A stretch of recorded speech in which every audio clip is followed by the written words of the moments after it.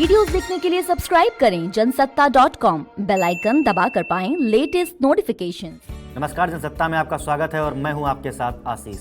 देश में सीएए और एनआरसी को लेकर चल रहे विवाद के बीच केंद्र सरकार ने साल 2021 की जनगणना के लिए सवाल और उनकी संख्या तय कर ली है। देश में 1 अप्रैल से जनगणना 2021 की प्रक्रिया शुरू होने जा रही है।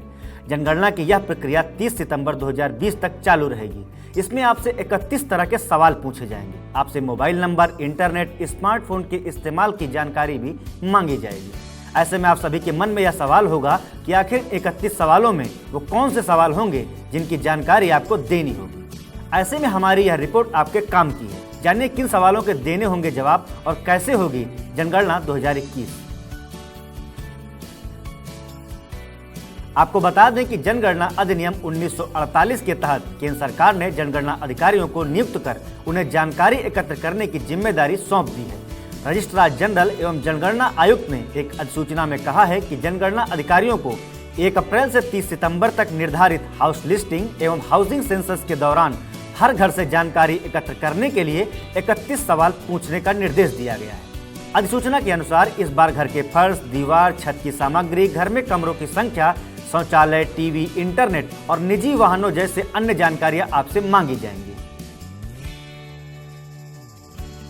तो आइए जानते हैं कौन से सवाल आपसे पूछे जाएंगे इस जनगणना में। बिल्डिंग नंबर, मकान नंबर, घर के फर्श, दीवार और छत की सामग्री, घर की स्थिति, घर में रहने वाले लोगों की संख्या और मुखिया का नाम भी आपसे पूछा जाएगा।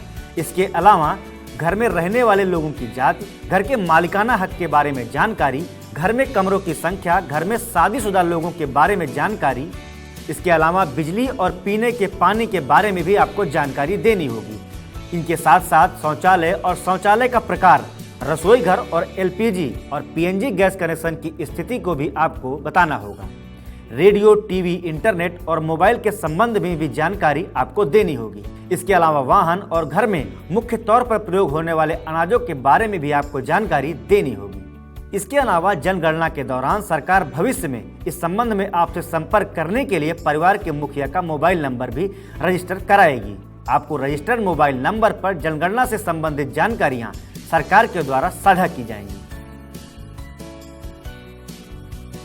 एनपीआर और जनगणना के लिए 1 अप्रैल 2020 से लेकर 30 सितंबर 2020 तक का समय तय किया गया है। यह भी स्पष्ट किया गया है कि यह प्रक्रिया किसी भी राज्य को 45 दिनों के भीतर पूरी करनी होगी। राज्य अपनी सुविधा के हिसाब से 1 अप्रैल 2020 से 30 सितंबर 2020 के बीच कोई भी 45 दिन का समय चुन सकते हैं।